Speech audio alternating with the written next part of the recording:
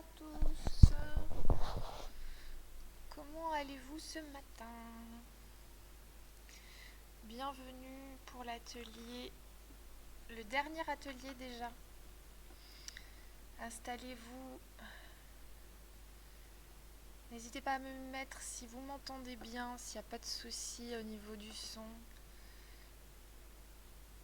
Alors n'hésitez pas à vous installer avec un papier et un crayon pour qu'on puisse faire l'atelier ensemble. Et je vais vous montrer ce matin quelques petites astuces pour dessiner votre décor, puisqu'on a commencé notre semaine avec le dessin surtout des personnages. On va voir un petit peu comment se dessiner autour de notre personnage un décor. Donc installez-vous. J'ai l'impression que le son, je vérifie que le son marche bien.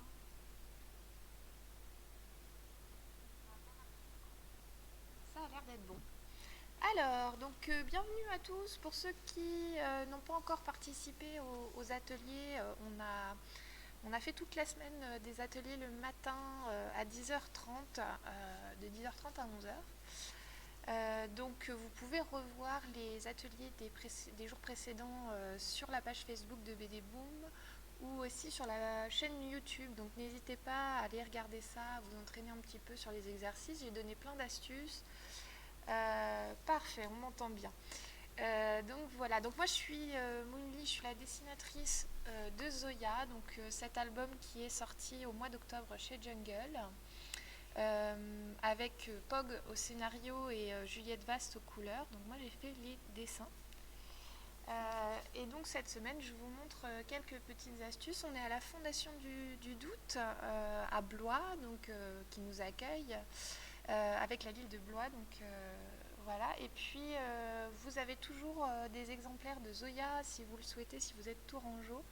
Il y a quelques albums dédicacés que vous pouvez trouver à la librairie BD Lire. Voilà. Donc, et sinon, vous pouvez trouver l'album également un petit peu partout, en librairie. Voilà. Alors, pour notre dernier atelier déjà, on va discuter un petit peu ensemble de comment dessiner un décor.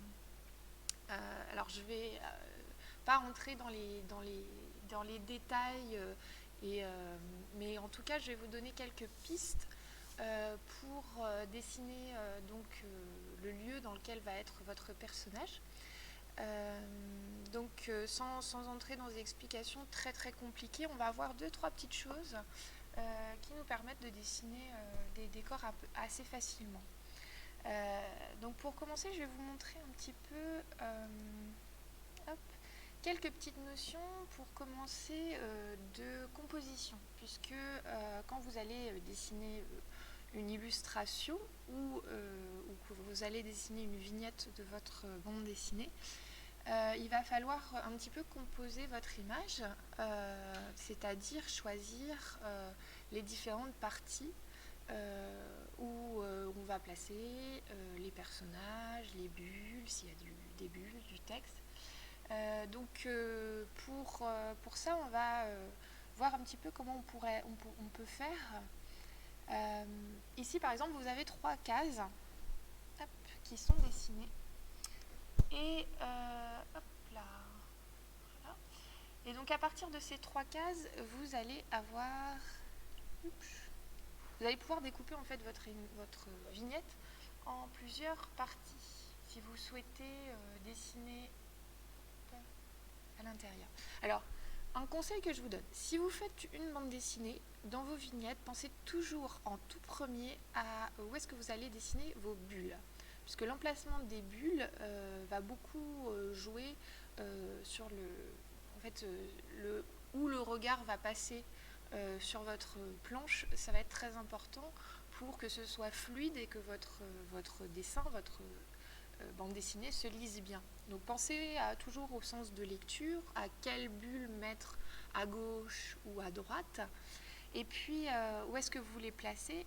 Et puis bien sûr, si vous faites un dessin, admettons je suis en train de dessiner, je fais un beau dessin avec, alors je dessine assez vite, avec un petit personnage,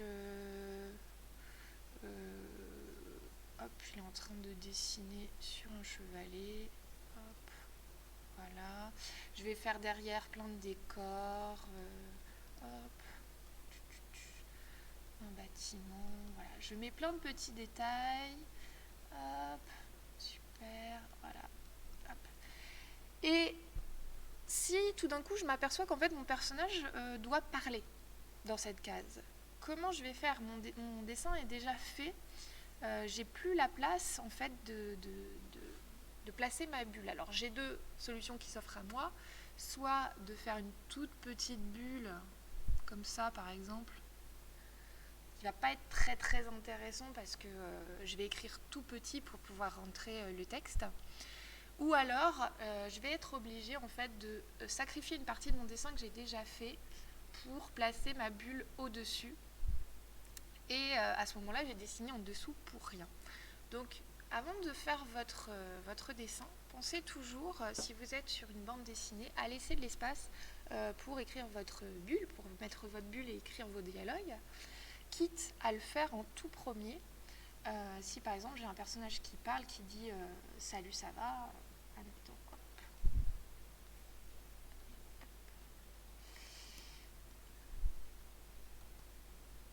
Salut, ça va, hop. Je vais d'abord écrire le texte, comme ça je suis sûre que mon texte va bien rentrer à l'intérieur de ma bulle et que les écritures ne sont pas trop petites. Et puis je vais faire tout autour la forme de ma bulle, comme ça, avec la queue de la bulle qui va aller en direction de la bouche du personnage. Et là, je suis sûre d'avoir la place de tout mettre. Et voilà mon petit personnage. L'autre solution pour penser bien à mettre votre bulle, c'est de laisser de l'espace tout en haut. Donc vous pouvez par exemple laisser un tiers de votre image avec une ligne comme ça. Donc cette ligne, vous la faites au crayon et vous savez que cette partie en haut, elle sera réservée aux bulles. Et la partie en bas, vous pouvez vous amuser à dessiner tout votre décor, votre personnage et tout votre dessin. Donc là, je peux me dessiner les personnages que je veux faire. Voilà, si j'ai besoin de dessiner un dialogue entre deux personnages, je vais faire les décors qui vont derrière. Là, je suis sûre qu'au moins, mon dessin il va être utile. Et tout ce qui est en haut, donc je vais le garder pour mes bulles. Si mes personnages ont besoin de parler, je n'aurai plus qu'à utiliser donc la partie du haut pour écrire mes bulles. D'accord? Donc ça, c'est les petites astuces que vous pouvez utiliser pour toujours garder en tête la partie du texte, des dialogues. Donc voilà, petit conseil. Donc là, ça concerne plutôt si vous faites de la bande dessinée et que vous avez des personnages qui parlent. Si vous faites une illustration, vous allez là aussi penser un petit peu à comment vous allez placer les éléments les plus importants de votre image. Le réflexe qu'on va avoir en tout premier lieu, ça va être de mettre les choses importantes en plein milieu de mon image. Par exemple, sur le carré que vous avez à droite, ici vous avez deux lignes diagonales et là c'est le centre de mon image. Donc si je fais par exemple un portrait, hop, je vais avoir tendance à mettre voilà, mon personnage en plein milieu pour bien qu'on le voit. Et là, vous avez un petit peu un personnage, comment dire, un peu le cadrage d'un photomaton, si vous voulez. On imagine, hop. Là, on ne peut pas rater mon personnage, il est en plein milieu de la scène, donc on ne voit que lui. Alors, c'est une façon de faire, bon, mais ce n'est pas forcément le plus dynamique. Mon personnage, il est un petit peu statique. Donc, si je veux donner un petit peu plus d'action, un petit peu plus de dynamisme à ma composition, je vais au contraire me concentrer. Alors, je vais donner un côté un peu moins symétrique. Ce que je peux faire, par exemple, c'est couper en deux mon image et puis travailler plutôt sur une des deux parties. Donc, par exemple, avec un élément ici, sur le côté gauche, important. Alors, je peux mettre donc mon personnage plutôt sur le côté gauche. Admettons. Hop. Donc là, mon personnage est légèrement décalé sur la gauche et ça va juste déséquilibrer un petit peu mon action sur le côté. Et de cette façon, ça donne un petit peu plus de dynamisme. D'accord ? De l'autre côté, je peux aussi mettre des choses, mais voilà, le fait que le personnage soit un petit peu décalé, le regard va vraiment faire un peu plus de mouvement et donc ça sera peut-être un peu moins plat, un peu moins rigide et statique. Donc ça, c'est le premier conseil. Ce que vous pouvez faire également, c'est les deux diagonales dont je parlais tout à l'heure, vous en gardez une des deux et vous concentrez votre action dans une partie de votre image. C'est-à-dire que ici, je vais me concentrer sur ce qu'il y a dans le triangle à droite. Je vais par exemple mettre mon personnage ici. Et je vais remplir en fait juste le côté en bas à droite avec par exemple du décor. Donc là, on peut imaginer qu'il y a quoi, petites choses, des bâtiments. Voilà. Et donc là, je vais vraiment remplir plutôt la partie de ce côté-là, donc ce triangle-là. Je vais mettre un petit peu la couleur du reste. Et je vais laisser de l'espace vide de l'autre côté. Donc ça va déséquilibrer là aussi un petit peu mon image. En fait, il ne faut pas avoir peur du blanc, il ne faut pas avoir peur du vide en bande dessinée. Si vous avez un petit peu un espace vide, c'est pas grave, il ne faut pas forcément remplir partout. Et mettre un petit peu comme ça de déséquilibre, ça donne plus de dynamisme. Dernière proposition que je peux vous donner, c'est de faire la règle des tiers. Alors là, on rentre un petit peu dans le détail. Votre image, vous pouvez toujours la couper en 3 parties. Je m'explique. On peut imaginer que votre image, elle est coupée en 3 à la verticale, dans la hauteur. Imaginez une ligne, je vais la faire en bleu pour que vous voyez bien. Imaginez une ligne comme ça, voilà, coupée en 3 parties égales. Et pareil, dans la largeur, vous faites un quadrillage comme ça. Les endroits qui vont vraiment être intéressants, là où il va être intéressant de mettre des éléments importants, ça va être les endroits où ça se coupe à ce niveau-là. Donc ça, c'est la règle des tiers, c'est-à-dire que si je veux mettre par exemple le visage de mon personnage qui est un élément important où le regard va aller, quand on a un personnage dans l'image, on a envie de croiser son regard. Et on va plutôt mettre le visage de notre personnage sur un de ces points-là. Par exemple, ici, vous avez votre personnage comme ça.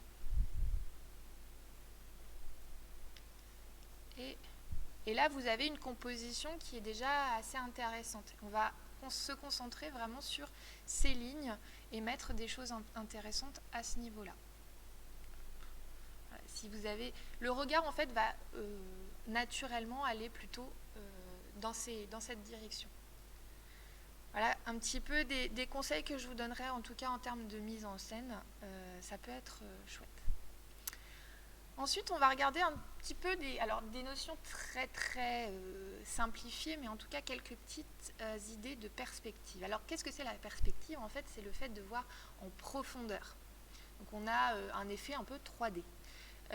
La profondeur, ça va marcher tout simplement en mettant les objets qui sont loin de nous plus petits que ceux qui sont tout près.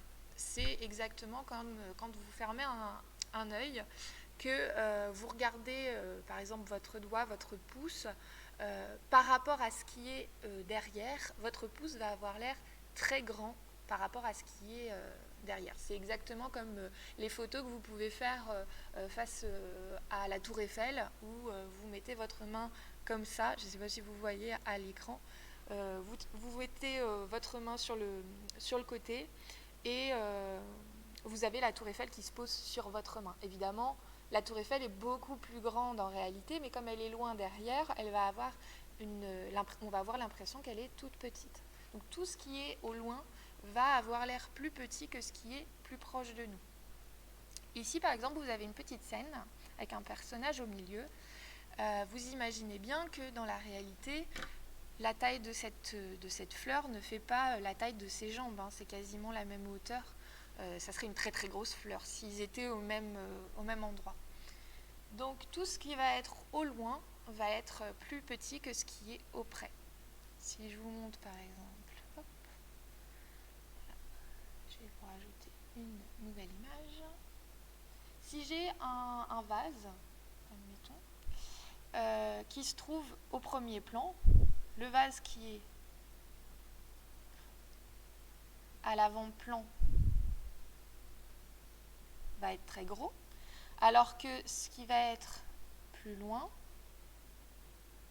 ici, voilà, va être plus petit. On va avoir cette impression de perspective. Plus on est loin, plus on est petit. Hop. On va avoir une sorte de point de fuite comme ça. Et donc si par exemple vous avez une rangée d'arbres, donc là je vais faire ma ligne d'horizon. Voilà. Là c'est la ligne d'horizon qui s'en va à l'infini vers le lointain.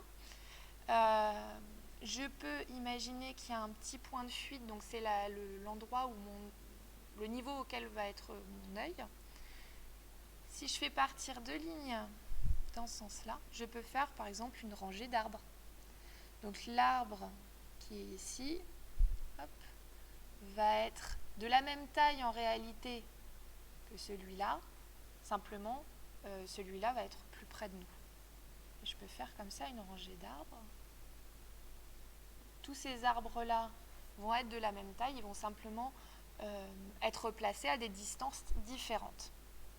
Voilà. Un petit peu pour les notions de perspective. De la même façon, si vous voulez dessiner une table, par exemple, au premier plan, vous imaginez donc le devant de votre table, la partie qui est la plus proche de vous va être plus large que la partie qui est derrière.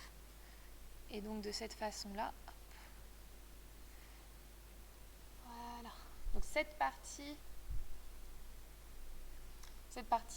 ici, là, que vous voyez ici, on va avoir l'impression qu'elle est plus petite puisqu'elle est plus loin que cette partie-là qui est plus grande. Si on les mesure exactement, elles vont être plus grandes. Donc, une fois que j'ai fait ma table, j'ai plus qu'à placer les pieds. Donc les pieds qui vont... Là, vous avez un pied qui passe dessous. Et donc là, j'imagine que j'ai un bureau. Hop. Si je mets un cube dessus, hop, ça va être la même chose. On va avoir quelque chose qui va vers l'arrière. Voilà un petit peu des petites notions de perspective. Je peux faire pareil avec une scène comme ça, par exemple. Une scène de rue. Alors c'est très facile parce que les rues, souvent, c'est des carrés, c'est des cubes mis les uns à côté des autres. Les buildings, les bâtiments, quand vous avez une rue très très rectiligne et très droite, ça va faire cet effet-là, un petit peu de point de fuite, où ici, en fait, tous les bâtiments sont dans le même point de fuite, donc vont aller vers l'horizon. Et puis toutes les lignes, au contraire, qui sont des lignes verticales, vont être toutes droites. Donc toutes les lignes que vous avez ici, hop, elles sont toutes parallèles. Hop. Pareil pour les lignes horizontales. Donc il faut jouer comme ça avec cette impression de point de fuite, de perspective. Hop. Et puis on va revenir à notre image de tout à l'heure. vous avez aussi les différents plans. Alors, quand on fait un cadrage, on peut choisir de cadrer notre personnage suivant l'action qui va se passer. On peut choisir de cadrer un petit peu différemment. Ici, par exemple, vous avez ce qu'on appelle un plan général ou un plan d'ensemble qui vous montre le décor. Donc, généralement, quand on commence une bande dessinée, vous pouvez aller regarder dans vos bibliothèques, ouvrez une bande dessinée au hasard. La plupart du temps, la première case de cette bande dessinée, ça va être un plan général, un plan d'ensemble. C'est une façon en fait de faire entrer le lecteur dans l'univers, de lui dire bonjour, bienvenue, cette bande dessinée se passe dans l'espace ou se passe dans le désert, sur la banquise. Quand vous lisez la bande dessinée pour la première fois, vous ne connaissez pas l'histoire, donc c'est une manière de rassurer le lecteur et de lui dire voilà, ne t'inquiète pas, je te montre un petit peu les lieux et voilà dans quel univers tu vas te placer pendant le temps de la lecture.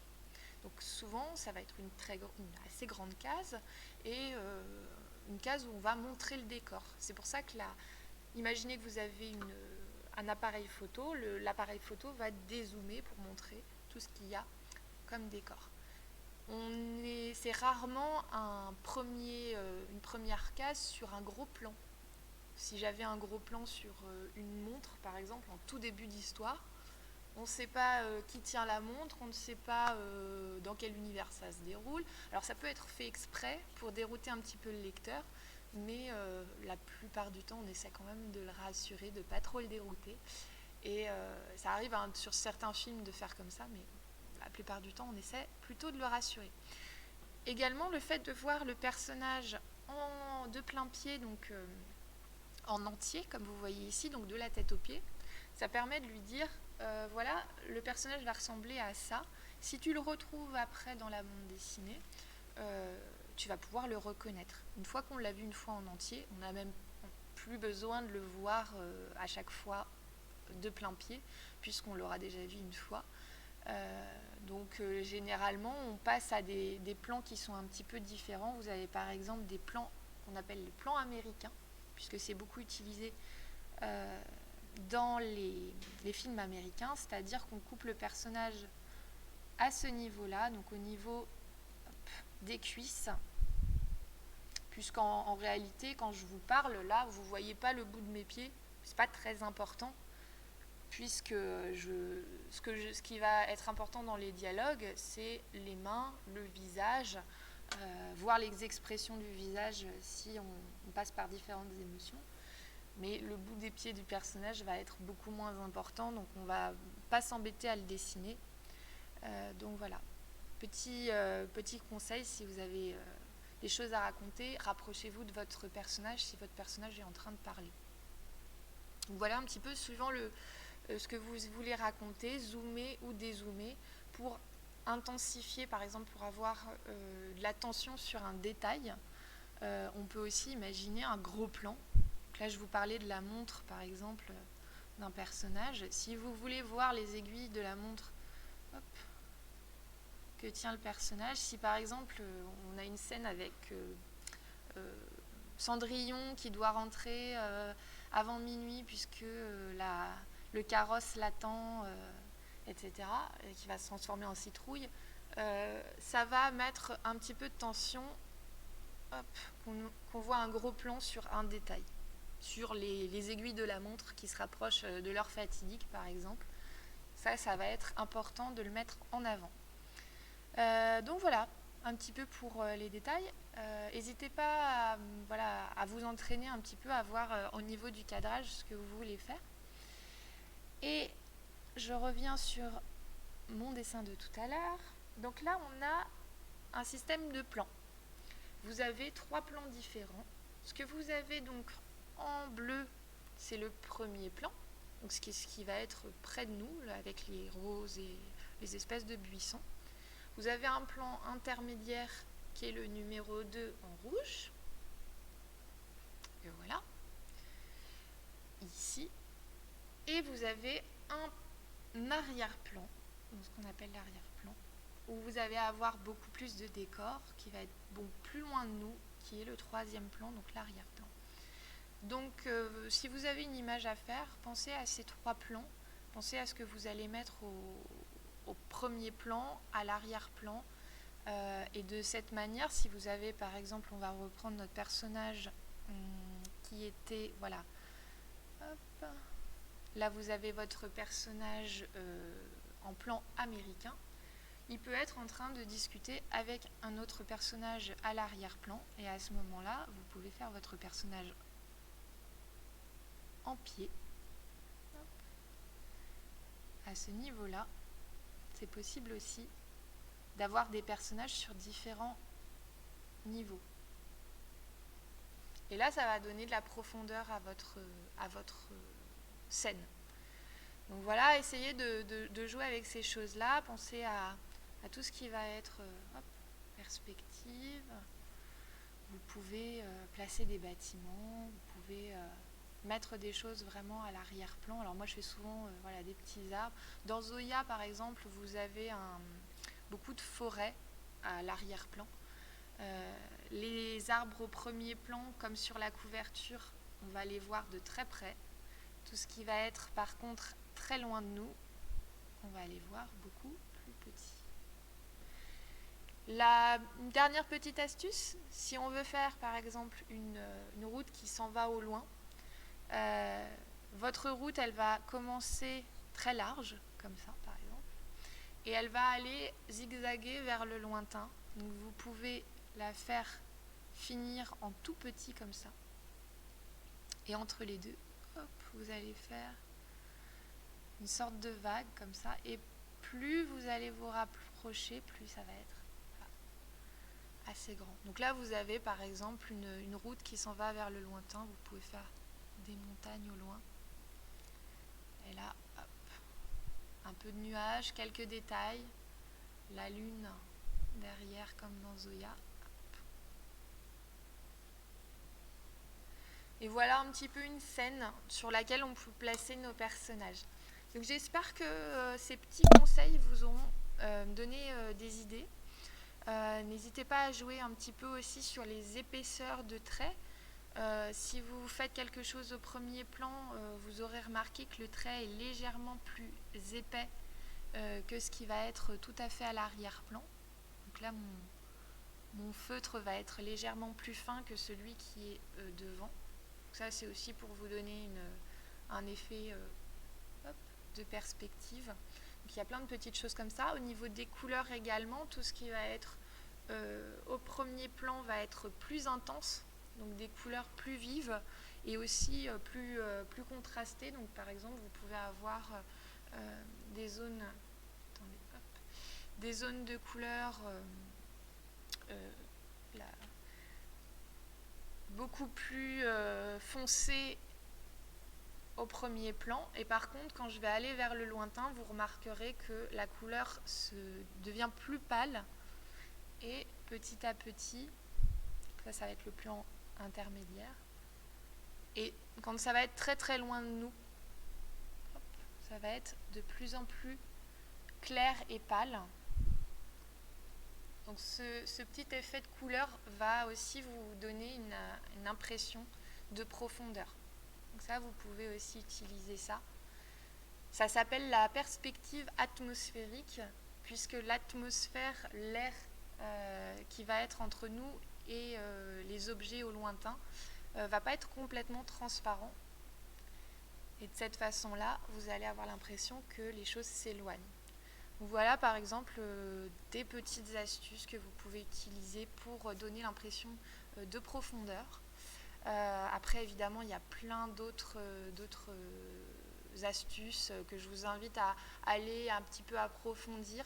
N'hésitez pas à aller aussi dessiner en extérieur. Il n'y a pas meilleur exercice que d'aller sur place dessiner comme un peintre irait avec son chevalet. Donc n'hésitez pas à aller vous balader et dessiner ce que vous voyez. C'est un super entraînement. Et moi j'utilise aussi pas mal de photos, c'est pas de la triche, vous inquiétez pas, on peut s'entraîner comme ça à dessiner des décors. Donc voilà ce que je vous donnerais comme conseil. N'hésitez pas si vous avez d'autres questions, d'autres commentaires à faire, des petites, voilà, des choses sur lesquelles je peux vous aider. N'hésitez pas à mettre des commentaires sur la vidéo. Vous pourrez la revoir, vous pourrez la re-regarder sur YouTube ou sur la page Facebook. Sachez qu'à la Maison de la BD, on donne des stages régulièrement pendant les vacances, notamment les petites vacances ou les vacances d'été. On a des stages un petit peu comme celui qu'on vient de faire tous les jours. Donc voilà, si ça vous intéresse d'approfondir certaines techniques, n'hésitez pas à vous renseigner. Tout est noté sur notre site internet. Et puis voilà, j'espère que ça vous aura plu en tout cas. J'ai eu de super retours toute la semaine. Donc n'hésitez pas à le montrer aussi à vos proches, aux gens que vous connaissez qui s'intéressent au dessin. Et puis j'espère qu'on pourra refaire l'opération à nouveau une prochaine fois. Voilà, je voulais remercier tous ceux qui ont participé à l'opération, la Fondation du Doute qui nous a accueillis, la ville de Blois qui a relayé aussi lundi, les éditions Jungle, la librairie BD Lire et donc voilà, donc c'était ce petit atelier. N'hésitez pas à vous procurer aussi l'album si vous avez envie de lire l'histoire de Zoya. Et puis je vous dis à bientôt et bonnes vacances à ceux qui sont encore en vacances. À bientôt.